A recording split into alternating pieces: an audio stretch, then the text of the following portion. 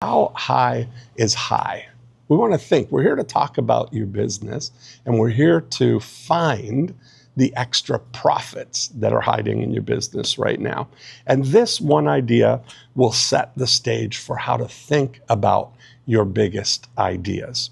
See, most people set a goal when they're thinking about their business for, constant and never-ending improvement, just improving things 20% of the time. Slow and steady wins the race. But in 2006, I was introduced to an approach that I still think about to this day. 20 years ago, it was an article in Business 2.0 magazine, which I don't even think is still around. But it featured a gentleman called Gamal Aziz. And Gamal was the GM of the MGM Grand Hotel. He just moved over there from Bellagio. And his first line of thinking when he went in was he looked at every line item, every profit contributor to the hotel. I don't know what the total revenue of the hotel was, but every line item, every category of revenue that came in, restaurants, gaming, hotels, entertainment, conventions, all of those things independently contributed to the total revenue of the MGM Grand. Same thing for you. You've probably got different buy buttons that people pay you money for whatever your goods or products or services are. And when we look at each one of those, the question that he would ask is, how high is high? What's possible here? So for instance, he would look at restaurants, and he knew from sitting in the lobby of the hotel, greeting people in the entrance night after night, he would see them getting out of the hotel, getting into limos or taxis. He'd say, "Where are you going tonight?" And they'd say, "We're going to Spago, or we're going to Nobu, or we're going to Cirque du Soleil." Wherever they're going, these are destinations that they're heading to. Now, when he looked at their restaurants, nobody was complaining about their restaurants. They had a flagship restaurant that was perfectly serviceable. They were doing $4 million a year in this restaurant. And it was profitable. Nobody was looking at it as a problem.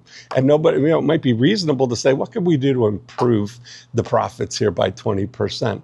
But what Gamal did was he knew that if we had a celebrity chef and a destination restaurant, we could be doing $8 million a year in this same space. So he went to the board. He explained his idea to them. They agreed. They ripped out the restaurant. They partnered with Mina. They opened Nob Hill in the same footprint. And when they were out, the first year they did $11 million. What a radical idea of not starting to look at just what can we improve, looking at what is possible. But the distinction is that when he saw that they could be doing $8 million a year instead of $4 million, he booked that as a loss. In his mind, they were losing $4 million by not having a celebrity chef, having a destination restaurant. So we're going to apply that thinking to your business today. And so I want you to start thinking first as a whole, what's possible for your business? I mean, look around. What's possible? And by the way, you don't have to think about scaling beyond what you want. You're in control. It's your dream. You get to create any business that you want. We can focus on creating exactly the business that you want, but how high is high? What's possible with the same framework that you're doing right now? And I think you'll see if you start taking this and carrying it through, we're going to find some pretty big opportunities for you. So I got a funny email the other day from Rick. It says, "Dean, question.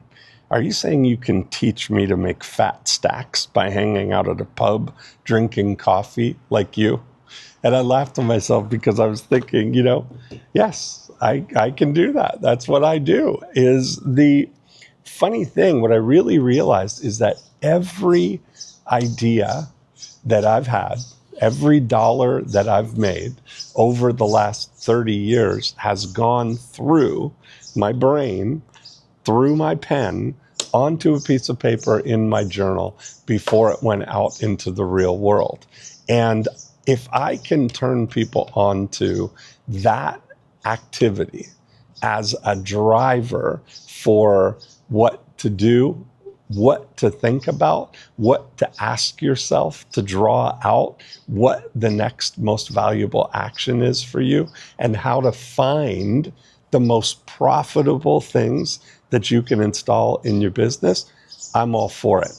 So this Friday at 1 p.m., I'm going to do, for the first time, a 50-minute profit finder workshop. And you're going to join me live on Zoom, and we're going to go through a 50-minute exercise. Bring your pen, bring a notebook or piece of paper, and I'm going to guide you through a thinking process that will help you identify where the lowest hanging fruit is in your business, and maybe some fruit that you didn't even know was there, but I'm going to show you where to look for it. So it's free. It's for you. It's Friday at 1 p.m. this Friday. Just watch, go to, what did we call the website, Josh? 50-minute profit finder.